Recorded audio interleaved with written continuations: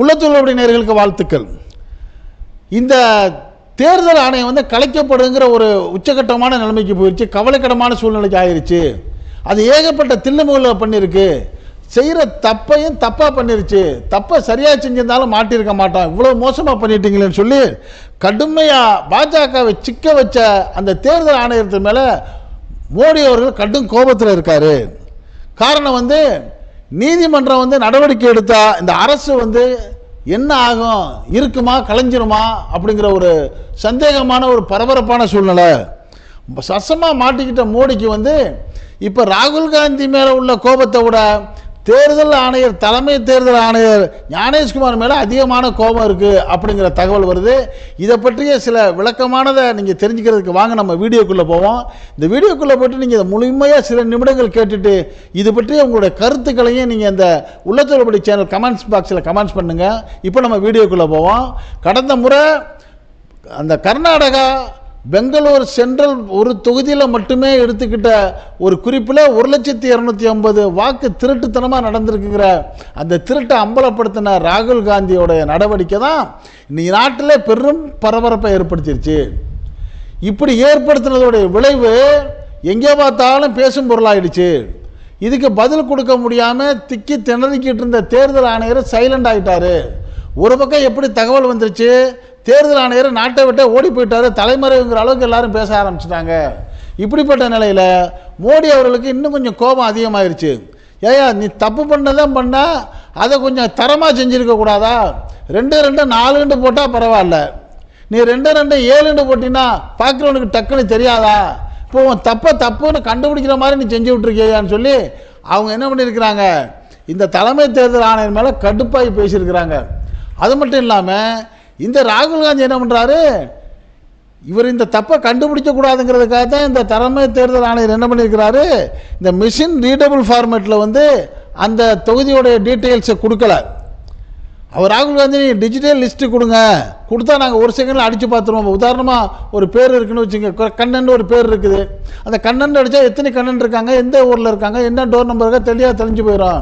அப்படி கொடுங்கன்னு கேட்டால் அப்படி கொடுத்தா தான் நீங்கள் கண்டுபிடிச்சிடுவேன், நானாக கொடுப்பேன் அப்படின்னு நினச்சிட்டு என்ன பண்ணிட்டாரு, பேப்பரில் அடித்து ஒரு 8 அடி உயரத்துக்கு பேப்பர் கட்டு கொடுத்த உடனே ராகுல் காந்தி பார்த்தாரு, ஓ இப்படி கொடுத்தா தான் நான் கண்டுபிடிக்க முடியாது, நான் கொடுக்குறீங்க கண்டுபிடிக்கிறேன் பாரியா அப்படின்ட்டு அதுக்கு ஒரு டீமை போட்டு இரவு பகலாக உட்காந்து என்னென்னலாம் தப்பு நடந்திருக்குன்னு ஒரு பெரிய லிஸ்ட் எடுத்து அதை டீட்டெயிலாக ஆவணப்படம் காட்டுற மாதிரி கட்சிக்காரங்களுக்கும் பேப்பருக்கும் ப்ரெஸ்ஸுக்கும் எதிர்கட்சிக்கும் தோழமை கட்சிக்கும் எல்லாருக்கும் காமிச்ச உடனே எந்த பதிலும் சொல்ல முடியல இந்த தேர்தல் ஆணையம்.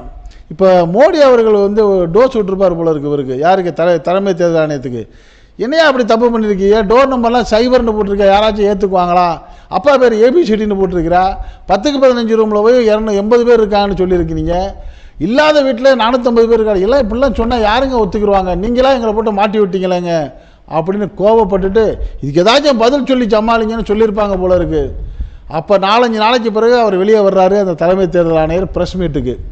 சரி, ப்ரெஸ் மீட்டுக்கு வந்து ஏதாச்சும் நல்லா சொல்லி அந்த மோடியை காப்பாற்றிடுவார், தேர்தல் ஆணையத்தை ஓரளவு காப்பாற்றுவார் நினச்சா அங்கேயும் வந்து உளறி கொட்டி இது மோசமாக தில்லுமுள்ளு தான் பண்ணியிருக்காங்கிறத தெளிவாக காமிச்சிட்டு போயிட்டார் தேர்தல் ஆணையருங்கிறது தான் இப்போ அவர் மேலே இருக்கிற பாஜகவுக்கான கடுமையான கோபம். இதனுடைய விளைவாக பொதுமக்கள் சொல்கிறாங்களோ இல்லையோ தேர்தல் ஆணையரை மாற்றுண்டு மோடி அவர்களே மாற்றுறதுக்கு தயாராகிட்டாருங்கிற மாதிரி கூட சில செய்திகள் வர ஆரம்பிக்குது. சரி, அப்படி என்ன அந்த ப்ரெஸ்ஸில் கேட்டாங்கன்னா, இப்போ ராகுல் காந்தி வந்து எல்லா ப்ரெஸ்ஸுக்கும் போய் சொல்கிறாரு, எல்லா இதுக்கும் ஸ்க்ரீன் போட்டு காமிச்சு பேசுகிறாரு, இதுக்கெல்லாம் பதில் வரலன்னொடனே மக்களை கூட்டிக்கிட்டு பீகாரில் வந்து ஒரு பெரிய பேரணியை ஆரம்பிச்சிட்டாரு. ஏன் பீகாரில் ஆரம்பிச்சிட்டாருன்னா, சரியா நீங்கள் வந்து 1,250 கள்ள ஓட்டு போட்டு நீங்கள் வந்து எப்படி பெங்களூரில் ஜெயிச்சியலோ அது உதாரணத்துக்கு தான் ஒன்று, அது மாதிரி எல்லாம் செஞ்சிட்டீங்க. இப்போ அடுத்தால வர இருக்கிற நவம்பர் தேர்தலில் பீகாரில் நீங்கள் என்ன பண்ண போகிறீங்க, 65 லட்சம் பேரை நீக்கி இருக்கிறீங்க, அங்கே சேர்த்துருக்கீங்க தில்லுமுள்ளா, இங்கே தில்லுமுள்ளா நீக்கி இருக்கிறீங்க. இது எப்படி நீக்கப்பட்ட ஆளில் பெரும்பாலும் முஸ்லீம்கள் இருக்காங்க, கிறிஸ்தவர்கள் இருக்காங்க, தலித் மக்கள் இருக்காங்க, பாஜகவுக்கு ஓட்டு போட மாட்டாங்கன்னு அறிந்த இந்து மக்கள் இருக்காங்க. இது எப்படி கரெக்டாக குறி வச்சு இவங்களை நீக்கி இருக்கிறீங்க, இதுக்கு என்ன விளக்கம் அதுக்கு என்ன விளக்கம்னு கேட்குறப்ப இவங்க பதிலே வரலையா. பேரணி புறப்பட்டார் ராகுல். ஐயோ ராகுல் பேரணி புறப்பட்டாரியா, அவர் பின்னாடி லட்சக்கணக்கான ஆள் போகிறாங்க, நீ என்ன வாயை மூடிக்கிட்டு இருக்கிறா, ஏதாச்சும் போய் பேசு அப்படின்னு சொல்லியிருப்பார் போல இருக்கு மோடி. தேர்தல் ஆணையர் வந்து பிரஸ் முன்னாடி உட்கார்றாரு. உட்கார்ந்து அவர் சொல்கிற பதில் இன்னும் கொஞ்சம் பாருங்கள் அவர் மேலே வீக் ஆகுது. இப்போ உதாரணத்துக்கு ஒரு கேள்வி ஒரு பதிலுக்கு வருவோமே. அப்போ இந்த ப்ரெஸ்லாம் கேட்குறாங்க, ஏங்க காலையில் ஆரம்பிக்கிற 6 மணிக்கு ஆரம்பிக்கிற வாக்குப்பதிவு 5 மணி வரைக்குமே டல்லாகி போயிட்டு அந்த அந்த பூத்து வந்து காலியாக இருக்குங்கிறாங்க. ஆனால் நீங்கள் கொடுக்குற ரிப்போர்ட்டில் 5 மணிலேருந்து 6 மணிக்குள்ளே ஆயிரக்கணக்கான பேர் வரிசையில் தள்ளுமுள்ளில் வந்து ஓட்டு போட்ட மாதிரி போட்டாங்கன்னு நீங்கள் சொல்கிறீங்க. அப்போ அந்த பாஜக ஜெயிக்கிறதுக்கு எவ்வளோ ஓட்டு வேணுமோ அந்த ஓட்டை நீங்களாவே 5 மணி ஆகுலேருந்து 6 மணிக்குள்ளே அடிச்சுக்கிட்டீங்கன்னு ராகுல் காந்தி குற்றம் சுமத்துறாரு. அப்படி இல்லைன்னு சொன்னால் நீங்கள் இந்த சிசிடிவி ஃபுட்டேஜை காட்டுங்களேன். 5 மணிலேருந்து 6 மணிக்குள்ளே எவ்வளோ மக்கள் உள்ளே கும்பலாக போகிறாங்கங்கிற பார்க்குறோன்னு சொன்னால் அதை காட்ட மாட்டேங்கிறீங்களே ஏங்கங்கிறப்ப இதுக்கு பொருத்தமாக பதில் சொல்லணும்ல தேர்தல் ஆணையர். இவர் என்ன சொல்கிறாரு, உங்கள் அக்கா தங்கச்சிகளாக இருந்தால் அப்படி காட்டுவீங்களா நீங்கள்? உங்கள் அக்கா தங்கச்சி தாய்மார்கள்லாம் அப்படி நீங்கள் காமிச்சு அவங்களுடைய பிரைவேசியை நீங்கள் வந்து கெடுக்கலாமான்னு என்னங்க அவங்க என்ன பாத்ரூமையாக காட்ட சொன்னாங்க? பூத் ரூமை தானங்க காட்ட சொன்னாங்க. அந்த பூத்துக்குள்ளே ஓட்டு போட வர்றவங்க எப்படி வர்றாங்க, எவ்வளோ வர்றாங்க, எப்படி க்யூவில் வர்றாங்க, எப்படி கூட்டமாக வர்றாங்க, உள்ளே எதுவும் தள்ளுமுழு நடக்குதா, சண்டை நடக்குதா, முறைகேடு நடக்குதா கண்காணிக்க தானே சிசிடிவியாக வச்சுருக்குது. இவருன்னா பாத்ரூம் காட்சியை காட்ட சொன்ன மாதிரி குதித்து பதில் சொன்னோடனே அந்த ப்ரெஸ்ஸில் உள்ள எல்லாருக்கும் ரிப்போர்ட்டெல்லாம் புரிஞ்சுக்கிட்டா, ஆகா இவர்கிட்ட பதிலே இல்லை, தப்பு செஞ்சுட்டு பதிலும் தப்பாகவே சொல்கிறாரு. அவங்க ஓட்டு போடுறதை காட்ட சொன்னால் கூட நீங்கள் சொல்லலாம். ஏன்னா ஓட்டு போடுறது சிசிடிவி வைக்க மாட்டாங்க. யார் என்ன சின்னத்துக்கு ஓட்டு போகிறான்னு யாரும் காட்ட மாட்டாங்க. அது உள்ளே வர்ற ஆளுகளை தானே காட்டுங்க. நீங்கள் உண்மையாக நீங்கள் அந்த மாதிரி மக்கள் ஆயிரக்கணக்கில் வந்து போட்டிருந்தா நீங்கள் வர்ற காட்சியில் தெரிஞ்சு போயிடும்ல. 5லேருந்து 6 மணிக்குள்ளே 3 லட்சம் பேர் உள்ளே வந்தாங்கண்டு. அப்போ அதை காட்டலைங்கிறக்க இவர் கொடுக்குற பதிலும் பாருங்கள் இடக்கு முடக்கா இருக்குது. அப்போ தான் ப்ரெஸ் இன்னொரு மாதிரி கேட்குறான், சரிங்க இங்கே விட்டுருங்க, சேர்த்தது தான் இப்படி பண்ணிட்டீங்க, 5 விலைக்கு இருக்கிறீங்களே ஏங்க, அதுக்கும் பதில் சொல்லலை. திருப்பி இவங்களும் விடுற மாதிரி இல்லை. இது என்னங்க இந்த கர்நாடகாவில் வந்து டோர் நம்பர் 0ன்னு போட்டிருக்கிய, அப்பா பேர் ABCD EFGன்னு போட்டிருக்கீங்களா, இது என்னங்க அப்படிலாமா இருக்குது அப்பா பேர் அப்படின்னு கேட்குறப்ப ஒரு தேர்தல் ஆணையர் சொல்கிற பதில் பாருங்கள், பொருத்தமில்லாத பதில். ஏங்க தேர்தல் ஆணையர் சொல்கிறாரு, ரோட்டு ஓரத்துலலாம் படுத்திருப்பான்ல அவனுக்கெல்லாம் வீடு இல்லை பாவம், அவன்லாம் ஓட்டு போடணுமா இல்லையா, ஒரு ஓட்டுங்கிறது ஒரு மனிதனுடைய உரிமையா இல்லையா, அதை நம்ம தடுக்கலாமா, அதனால் அவனுக்கெல்லாம் வீட்டுக்கு 0ன்னு போட்டு சேர்த்து விட்டோம். யார் எவ்வளோ ஓட்டு போடுங்கிற அக்கறையில் செஞ்சுட்டோங்கிறாரு, நியாயமாக ஒத்துக்குவோம். அப்படியே ப்ரெஸ் இங்கிட்டு திரும்புது, சரிங்க பீகாரில் ஏங்க 65 லட்சம் பேரை நீக்குனீங்க, அது வந்து அப்படி இப்படி என்னங்க இப்படி, அவன் வீடு இருக்குது, வரி கட்டின ரசீது இருக்குது, அவனுக்கு வந்து ஓட்டு ஆதார் இருக்குது, ஓட்டர் ஐடி எல்லாமே நீங்கள் தான் கொடுத்துருக்கீங்க, அப்புறம் ஏங்க நீக்கிறீங்க, பர்த் சர்டிஃபிகேட் இல்லை பாருங்கள். யாருக்குங்க பர்த் சர்டிஃபிகேட் இருக்கு? 50 வயசில் உள்ளவனுக்கு போய் நீ உன் பர்த் சர்டிஃபிகேட் உங்கள் அப்பா பர்த் சர்டிஃபிகேட் கொடுப்பானா? பொருத்தம் இல்லாமல் நீங்கள் நீக்கிருக்கீங்களா, இல்லை நல்லாவா இருக்குன்னு சொல்லி ப்ரெஸ்ஸு கேட்டவுடனே மூக்குடைஞ்சு போச்சு தேர்தல் ஆணையருக்கு. இதில் இன்னொரு பெரிய ஜோக்கு என்னென்னாங்க, கடந்த தேர்தலில் 2024 நாடாளுமன்ற தேர்தலில் வாரணாசி தொகுதியில் போட்டிக்கிட்டாருங்கள நம்ம பிரதமர் நரேந்திர மோடி அவர்கள், அவரே தோத்துக்கிட்டு தான் போகிறாரு, பின்தங்கி இருக்காருன்னு தான் முதல் செய்தியே வந்துச்சு. இதை கேட்டவுடனே பாஜகக்காரங்களாம் ஆடி போயிட்டாங்க, ஐயோ தலைவர் தோத்துருவார் போல இருக்கே அப்படின்ட்டு. அப்புறம் என்ன வேலை பண்ணாங்களோ தெரியல, குப்பு குப்புட்டு அப்புறம் மேலே ஏறி வந்து ஜெயிச்சிட்டாருன்னு சொல்லிட்டாங்க. இப்போ அதில் ஒரு ரிசல்ட் என்ன சொல்லியிருக்காங்கன்னா, அந்த வாரணாசி தொகுதியில் ஒரு வீட்டை எக்ஸாம்பிள் எடுத்திருக்காங்க. அந்த ஒரு வீட்டில் ஒருத்தர் இருக்காராம், அவருக்கு 50 பிள்ளைகளாம், அவருக்கு வயசு 54. அது எப்படி 54 வயசில் 50 பிள்ளை பெற்றிருப்பார்? நம்புகிற மாதிரி இருக்காங்க. அவர் ஓட்டு போட்டிருக்காங்க. இன்னொரு ஜோக்கு பாருங்கள், 54-55 வயசில் உள்ளவருக்கு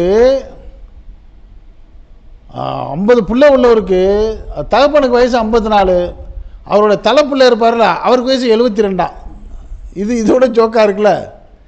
இப்படிலாம் சொல்லி எதையாச்சும் பண்ணி இதெல்லாம் யார் பார்க்க போகிறாங்கங்கிற தைரியத்தில் இந்த தேர்தல் கமிஷன் வந்து என்ன பண்ணியிருக்குது, பாஜக ஜெயிக்கணும், அதுக்கு என்ன தில்லு முள்ளு வேணாலும் பண்ணலான்ட்டு கண்ணை முடிவு தப்பு பண்ணியிருக்காங்கங்கிறது இப்போ ப்ரூஃப் ஆயிடுச்சு. இதுக்கு பதில் சொல்லுங்கன்னு சொன்னால் இதுக்கு பதில் சொல்லாமல் நீ இது பிரமாண பத்திரம் கொடு, இல்லாட்டி மக்கள்கிட்ட மன்னிப்புக்கிறது ஒரே பதில். இப்படி இடக்கு முடக்கா பதில் சொல்கிற தேர்தல் ஆணையர் மேலே மோடி அவர்களும் அமித்ஷா அவர்களும் கடும் கோபத்தில் இருக்காங்க. இந்த ஆளை போட்டு நம்மளுக்கு சப்போர்ட் பண்ணுவார்னு போட்டால் தப்பு பண்ணி நம்மளையும் மாட்டி விட்டாரேப்பா, அசிங்கப்படுத்திட்டாரேப்பா அப்படிங்கிற கடும் கோபத்தில் இப்போ பாஜக தரப்பு இருக்குங்கிற ஒரு தகவல் வருது. அது மட்டும் இல்லாமல் இந்த பாஜக மக்களவை வந்து கலைக்கணும், 2024 நேர்மையாக நடந்திருந்தா, தேர்தல் நடந்திருந்தா 100 இடங்களோட அவங்க ஜெயிச்சிருக்கிறதுக்கு வாய்ப்பு இல்லை. தில்லுமுள்ளு பண்ணி தான் ஜெயிச்சிருக்காங்கன்னு பட்டியல் தொடர்றதுனால மம்தா பானர்ஜி போன்ற பலரும் என்ன பண்ணிட்டாங்க, மக்களவையை கலைச்சிட்டு தேர்தல் நடத்துங்க. அப்படி தேர்தல் நடத்துறது இந்த மின்னணு வாக்குப்பதிவுலாம் தேவையில்லை. உலகத்தில் எந்த நாடுமே நடத்தலையேங்க மின்னணில். மிகப்பெரிய ஜாம்பவான் சொல்கிற அமெரிக்காவோட தேர்தல் சீட்டில் தானே, வாக்கு சீட்டில் தானே எலெக்ஷன் நடத்துகிறாங்க. இன்னும் நீங்கள் மட்டும் என்ன நீங்கள் மின்னணில் பண்ணுறீங்க? இந்த மின்னணுலாம் தூக்கி குப்பையில் போட்டுட்டு வாக்குச்சீட்டு முறையில் எலெக்ஷன் நடத்துங்க. பாஜக 10 இடங்களில் வருதான்னு பார்ப்பான்னு சொல்லி இப்போ ஒரு சில ஆள்லாம் பேச ஆரம்பிச்சிட்டாங்க. இன்னும் அவ்வளோ மோசமாக இருக்குங்கிற. ஆமாங்க, அதுக்கு எங்கெங்க ஆதரவு இருக்குது?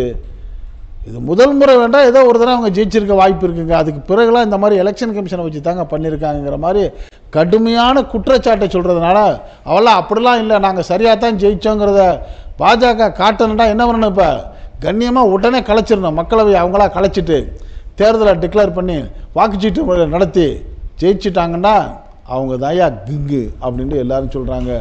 இதை பற்றிய உங்களுடைய கருத்துக்களை நீங்கள் உள்ளத்தில் உள்ளபடி கமெண்ட் பாக்ஸில் கமெண்ட்ஸ் பண்ணுங்கள். நம்ம சேனலுக்கு சப்ஸ்கிரைப் பண்ணாதவங்க சப்ஸ்கிரைப் பண்ணுங்கள். என்றும் இணைந்திருப்போம். உங்கள் அன்பன் அஷ்ரஃப் அலி. நன்றி, வாழ்த்துக்கள்.